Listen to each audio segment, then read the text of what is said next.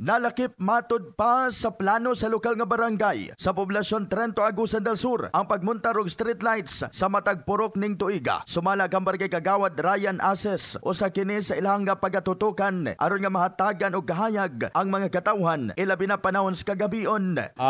With regards to street lighting, apil naman sa program sa barangay ang apil na included sa kaning 5-year development plan. So this year, possible nga naaya tayo matukod ng street lights sa matag purok siya. Dili matud patanan maapuran tungod kay limitado lamang ang budget sa barangay. Pero dili gid ingon nga kanang whole nga purok nato maapuran nato kun dili staggered lang atong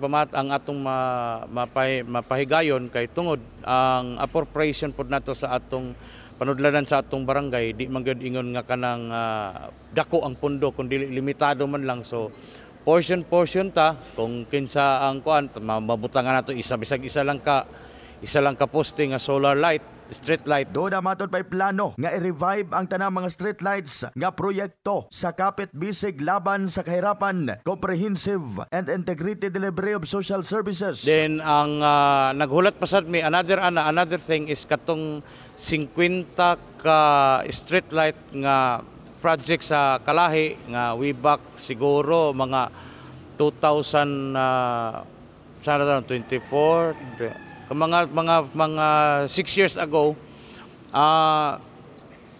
gi-review na sa taga Kalahi, so gi-demand sa barangay populasyon nga kinahanglan ang maintenance. So nagkasabot ang atong halangdong kapitan Kapdorin o ang representative sa region sa Kalahi ang naghulat lang mi sa beginning balance nato diri sa barangay populasyon para ma-appropriate nato na atong i-revive ang mga tanan nga street lights sa nga project sa Kalahi. So dunay 50 ka buok.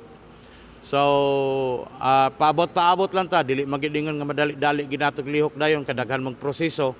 So ang ato na lang rest assure nga ang kung street lights ang isgutan naana sa apil na sa programa sa barangay poblasyon. Gipadayag usab ni Modesto de Jose, importante ang pagmuntar og mga suga aron mahatagan og kahayag ang mga driver sa Magkaniya. Sa kana usa na siya sa mga ikinahanglan usab sa mga drivers for the safety sa ato ang mga passenger o mga drivers nga pahilo na usab sa pagserbisyo sa mga katawhan.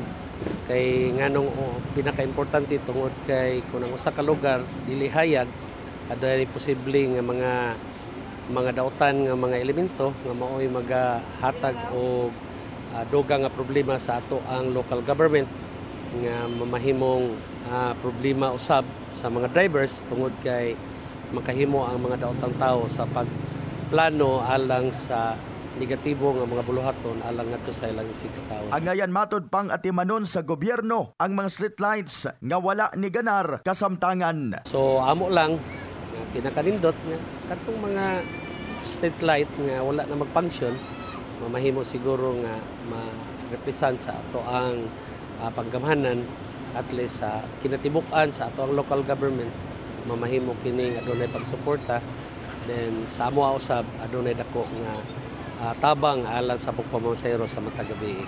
Usa sa mga suliran dinhi sa lungsod sa Trento ang kakulang sa mga suga sa matag kadalanan. Busa nang hinaot ang pipila ka mga residente nga mahatagan nagkasulbaran sa atong lokal nga panggamhanan.